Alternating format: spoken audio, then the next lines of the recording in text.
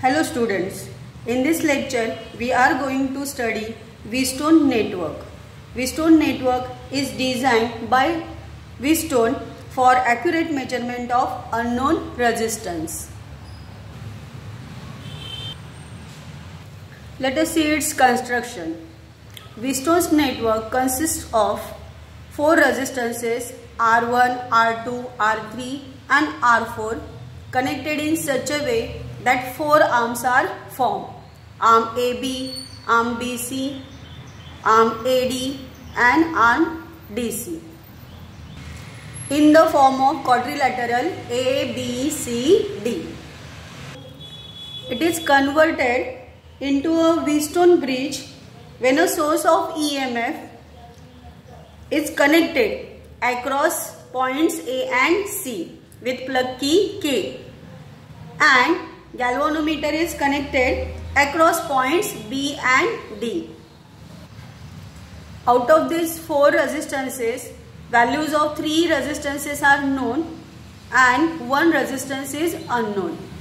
Unknown resistance can be determined by using balancing condition. And what is that balancing condition? When no current passes through galvanometer, that is when value of Ig is equal to 0, this Wheatstone's network is considered as balanced. Now let us see what is the relation between resistance R1, R2, R3 and R4 in this balanced condition.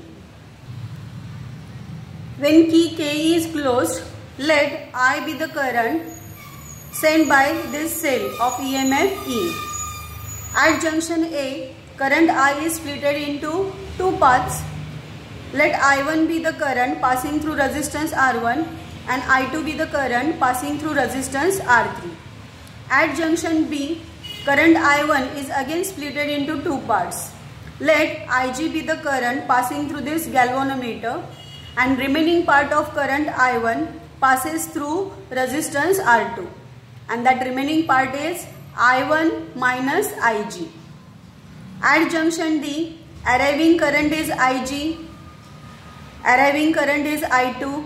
So by applying Kirchhoff's current law, leaving current from the junction D must be I2 plus Ig. At point C, these 2 currents are arriving. So leaving current must be their total according to Kirchhoff's current law. So leaving current is again I. At junction A, B, C and D, we have applied Kirchhoff's current law, which we have seen in previous lecture. Now we are going to also apply Kirchhoff's voltage law for these loops A, B, D, A and loop B, C, D, B, and going to obtain relation between R1, R2, R3 and R4.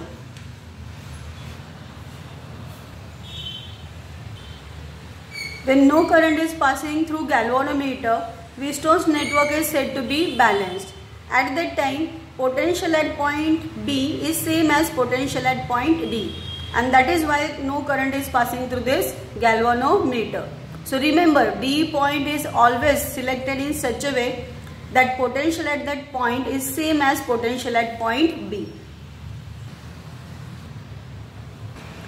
Now apply KVL to the loop ABDA. What is that law? Summation of IR plus summation of E is equal to 0, and sign convention we have seen in previous lecture.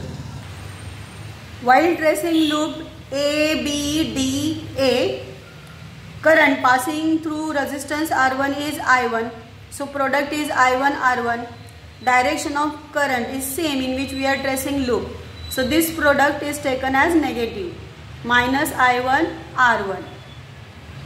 For part B to D, galvanometer, G is resistance of galvanometer. Current passing through it is Ig. So product is Ig into G. Direction of current and tracing is same. So this product is also negative. Third branch, D2A. Current passing through it is I2. Resistance through resistance R3. Product is I2 R3. But here direction of current is opposite. हम A to D and we are tracing it from D to A. So this product we can take positive. So summation of IR हो गया because here there are 3 resistances. Now summation of E. In this loop no cell is there, no EMF is there. Therefore summation of E is 0. So we get equation minus I1 R1 minus IG into G plus I2 R3 is equal to 0 by KVL. As no current is passing through this galvanometer, substitute its value and get equation 1 I1 R1 is equal to I2 R3. Now apply KVL to the loop B, C, D, B and we get equation. Now see, हम लोग को ये equation कैसे मिला? Current passing through resistance R2 is I1 minus IG. So this product we can take. Direction of current is same in which we are tracing loop. So this product is negative. For part C to D, direction of current I2 plus IG is opposite in which we are tracing loop. So product I2 plus IG into R2 is positive. Now for this branch DB, IG is current passing through galvanometer G. Direction of current is opposite.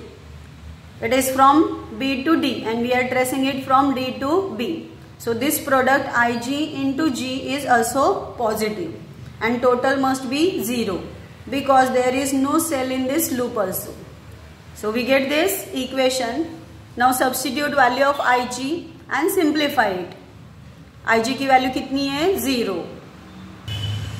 We get equation 2 I1 R2 is equal to I2 R4. Now divide equation 1 by 2. We get R1 upon R2 is equal to R3 upon R4. By knowing value of 3 resistances, 4th resistance can be calculated.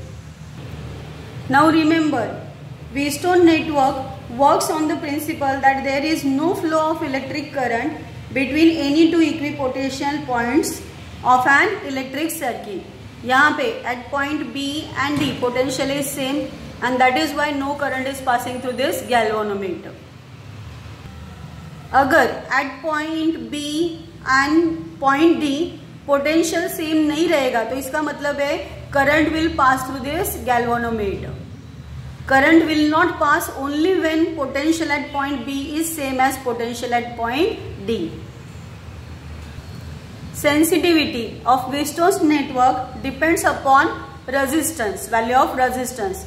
If any one resistance is changed, it will not remain balanced.